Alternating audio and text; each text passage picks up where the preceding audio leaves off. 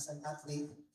Let us welcome his coach, Sir Jess Evangelio, the coach of the Ateneo General University basketball team.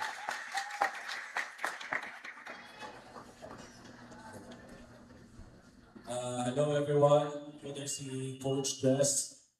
Bali, morning, Tanakobon, Matarbonia Country, Ansu.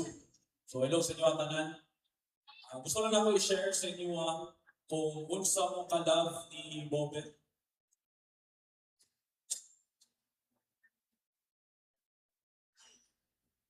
April, bali, naay qualifiers, tryouts for Gilas.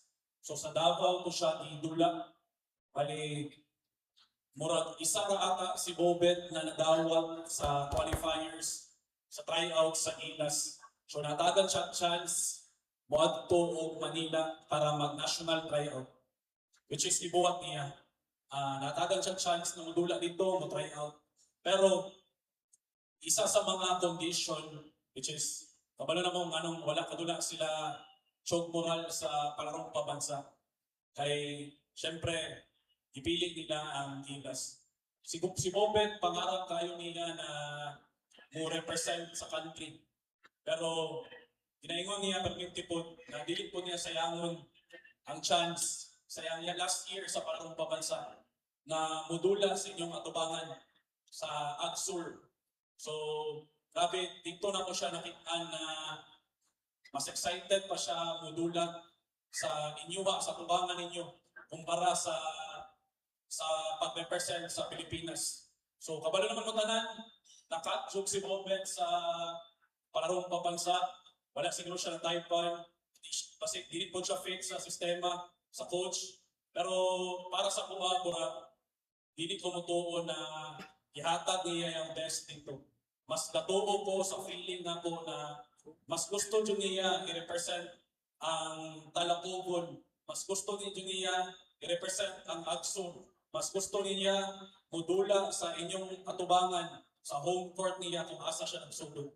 So ato si Bobet, dili na siya makalimot kung asa siya gikan, and grabe jud niya ka-grateful na bata jud. As in, naihatag siya, makadawat siya, perminti jud na siya buhatag na grateful kay siya. Perminti niya na ipakita na grateful kay siya. Ang next na ko i-share, kuwan na ko, ma-remember lang na ko sa mga practice na mo. Siyempre, 2 years, same kay Maki o kay Matt, 2 years kami nag-uban ni Bobet. So namin term sa among team, ang term na mo sa among team is padaog. So dito dyan ako na nakitaan saya, grabe ka padaog na tao. Sobra ka-hard sa among practice, sobra ka-kapoy. Gikan pa siyang swela na, gikan pa siyang tutor na. Pero pag-abot sa practice, grabe ka padaog na bata, grabe ka padaog na tao. Dili dyan na siya mo-quit, as in, dili na siya mo-quit. Grabe ka hard worker na tao. So, mora to siguro ang role as coach ni Bobet, as teammates ni Bobet, dili may magsawa na i-share kung unsa ka maano si Bobet, dili may magsawa kung unsa ka great na tao si Bobet. Ang goal na mo is dili siya malimtan sa tibok kalibutan, anak na mo represent si Bobet. And si Bobet, wala na siguro ko yung ingon sa iyaha kay naingon na dyan na akong tanan sa iyaha. Nadunggan ako niya, kapalo na siya, unsa na ako siya ka-love, tutumbuhin ba siya, open kayo ang communication sa gimmick storya. Tanaw na ko, tanan pwede maingon na ako sa iyaha. Ang akong maingon na lang is sa mga teammates nila, sa mga nabiling dire, katong sila Maki, sila Matt First Love, sila Lloyd, sila Bayangban, notong mga dugay jud kayo na kauban ni Bobet 2 years straight jud. Sila JM na naadere.